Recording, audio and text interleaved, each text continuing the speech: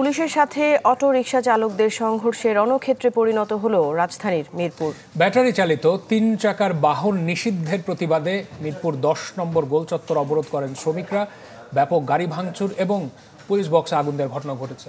গুলিবিদ্ধ হয়েছেন এক পথচারী। খোদ স্থানীয় সংসদ সদস্যের উপরও চড়াও হন চালকরা। ওয়ালটন এসিতে ইনস্টলেশন একদম ফ্রি।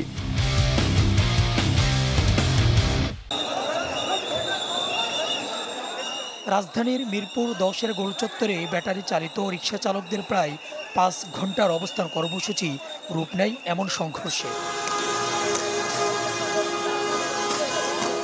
পুলিশের লাঠিচার্জের জবাবে ব্যাপক ভাঙচুর চালায় শ্রমিকরা। চুরমার হয় অন্তত অর্ধশত গাড়ি।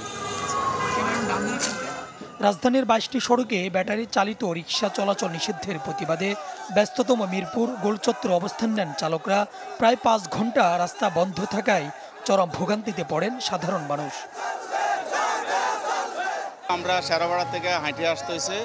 এখন মেয়েটাকে ক্লাসে দাঁড়া করে রাখছে, বলছে ক্লাস শেষ হবে তারপরে ক্লাস ঢুকতে দিবে না। এই যে মাঝখানে নেমে গেলাম, ১৪ নম্বর থেকে আসছে। রাজপথ ছেড়ে দিতে স্থানীয় সংসদ সদস্য ইলিয়াস মোল্লার অনুরোধেও হয়নি সমাধান। এক পর্যায়ে তাদের ছত্র ভঙ্গ করতে লাঠিপেটা করে পুলিশ। মুহূর্তেই রণক্ষেত্রে পরিণত হয় গোটা এলাকা। শ্রমিক, পুলিশ সহ আহত হন বেশ কয়েকজন। অভিযোগ উঠেছে একজন গুলিবিদ্ধ হওয়ারও। মিরপুর থেকে ছত্রভঙ্গ হয়ে আন্দোলনকারীরা ছড়িয়ে পড়েন আশপাশের এলাকায়। আগুন ধরিয়ে দেন কালশির পুলিশ বক্সেও। আমাদেরকে একটা সমাধান দিতে হবে। ঢাকা উত্তর সিটি আর দক্ষিণ সিটির কাছে আমাদের এটা একটা অনুরোধ, বিশেষ করে একটা অনুরোধ ভাই। আমরা 10টা লোক চলি ভাই, আমাকে হলে খাদ্য লাগবে ভাই, আমাকে বাড়ি খাদ্য দিক, আমরা সব ঠিক। দীর্ঘক্ষণ পর পরিস্থিতি নিয়ন্ত্রণে আনেন পুলিশ। ভাঙচুরকারীদের চিহ্নিত করে আইনের আওতায় আনার কথা জানিয়েছেন তারা। পরিস্থিতি এখন স্বাভাবিক আছে। এদের একটা দাবি দেওয়া নিয়ে এরা আছে। আইন শৃঙ্খলা রক্ষার জন্য যেটা করা প্রয়োজন সেটা করতে হবে। যেহেতু মহামান্য হাইকোর্টের একটা নির্দেশ আছে, এটার বাইরে তো আমি যেতে পারবো না। প্রধানমন্ত্রীর সাথে আলোচনা করে, তাদের মধ্যে অনেক প্রতিবন্ধী আছে, অসহায় মানুষ আছে, ক্ষুধার্ত মানুষ, তাদের কথাটাই প্রধানমন্ত্রীর কাছে আমি বলবো। মূল সড়কে ব্যাটারি চালিত ৩ চাকার বাহন চলতে না দেওয়ার ব্যাপারে যখন কঠোর প্রশাসন, তখন দাবিতেই অটল অটোরিকশা চালকরা। সুলতান মাহমুদ আরিফ, চ্যানেল 24, ঢাকা। দর্শক, এই বিষয়ে আমরা একটু বিস্তারিত জানবো। আমাদের সাথে মিরপুর থেকে আমাদের সহকর্মী সজল শাইখ যুক্ত হচ্ছেন আমাদের সাথে।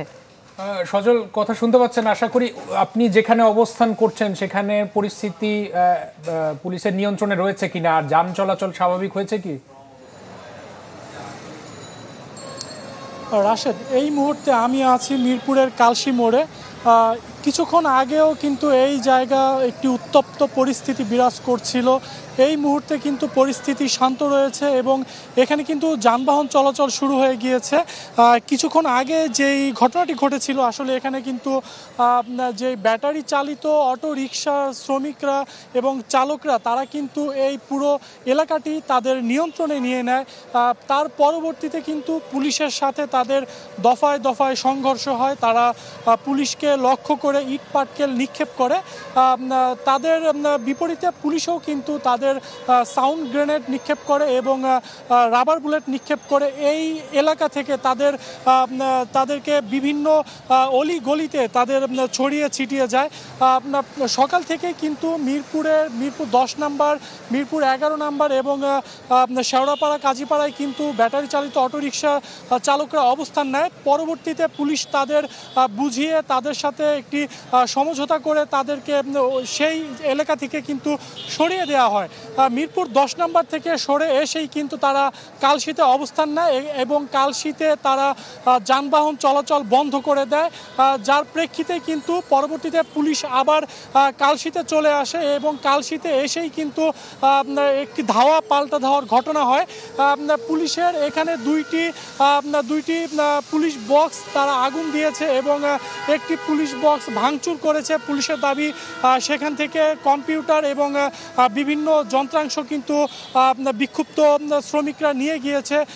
এছাড়া কিন্তু পুলিশের যে পুলিশ বক্সে আগুন দেওয়া হয়েছে, পুলিশ বলছে তাদের ভিডিও ফুটেজ দেখে শনাক্ত করা হবে। এই ছিল মিরপুরের কালশি থেকে সর্বশেষ। ধন্যবাদ যুক্ত হওয়ার জন্য। সজল শাহিক আমাদের সাথে যুক্ত হয়েছিলেন রাজধানীর মিরপুর থেকে।